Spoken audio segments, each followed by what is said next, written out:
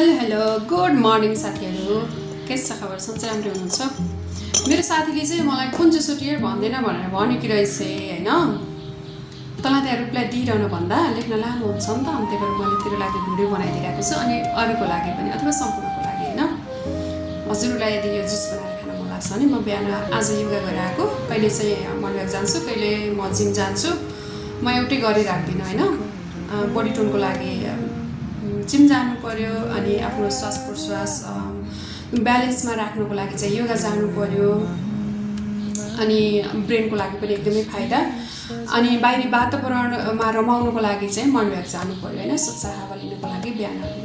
त्यसरी चाहिँ गर्ने गरेको छु। त्यति धेरै हेल्दी पर्सनमा त होइन म, फेरि पनि केही कोसिस थोरै मात्रामा गरेको हुन्छु। अनि मेरो साथीले चाहिँ सोधिरहेको रहेछ अनि म भिडियो बनाइदिएको। यसमा चाहिँ मैले सोप त थाहा छ सबैजनालाई, सोप खाना खाइसकेपछि एउटा गुलियो सोप हुन्छ नि चपाउने, त्यो सोप भइहाल्यो। अनि जिरा अनि हल्का थोरै मात्रामा मैले मेथी पनि राखेको छु।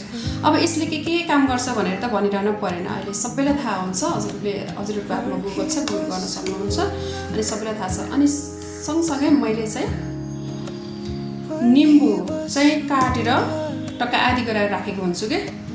अनि जुन यसले दिने पोषण हुन्छ त्यो पनि पाऊँ हामीले भनेर हो होइन। यसले चाहिँ फ्याटको लागि एकदमै छिटो काम गर्छ क्या, त्यो भएर मैले जाने अनुसार चाहिँ। अनि मैले यसलाई चाहिँ छानेर लिन्छु, यसरी लिन्छु होइन। अनि मिठो पनि हुन्छ क्या। अनि त्यसपछि यसैमा मैले निम्बु पनि निचोडिदिन्छु।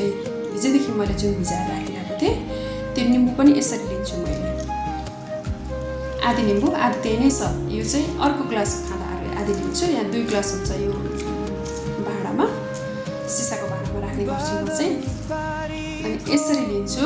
एन्ड देन सँगसँगै बिरे नुन म छुट्याउँदैन, किनकि यसले चाहिँ पेटको लागि एकदम राम्रो गर्छ। हामीले चाहिँ कति जङ्क फुड खान्छौँ के खान्छौँ नि त, यसले चाहिँ पाचन क्रिया एकदमै राम्रो बनाइदिन्छ क्या। सो यो बिरे नुन यसरी एड गर्छु।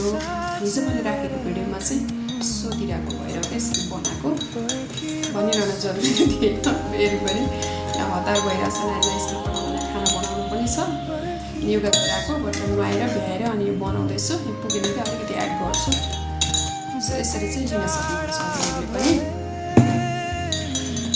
यसले चाहिँ जस्तो हिजो साँझ हजुरले चिल्लो कुराहरू खाएर सुतेको हुनसक्छ अथवा आदि इत्यादि, त्यसलाई चाहिँ मजाले ब्यालेन्स गरिदिन्छ, रिलिभ गरिदिन्छ। मेरो पेट त ठुलै छ, घटेको त छैन, तर केही ब्यालेन्समा चाहिँ छ।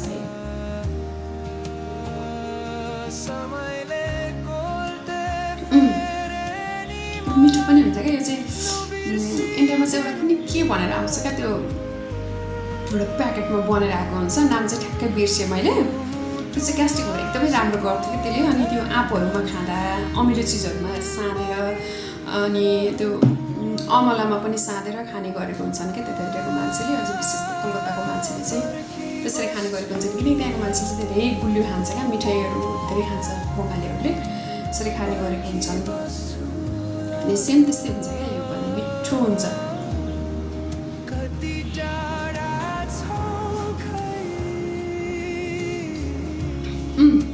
अहिले 1 गिलास खाएँ म, यो अर्को गिलास चाहिँ एकछिनपछि खान्छु। ल हजुरहरू पनि यसरी बनाएर खानुको लागि खान मन छ भने साँझ नै भिजाउने, बिहान खाने। By by. अनि हजुरहरूको दिन शुभ रहोस्। अहिले सबैजना सन्चै हुनुहुन्छ होला। अहिलेको लागि बिदा लिन्छु। By by.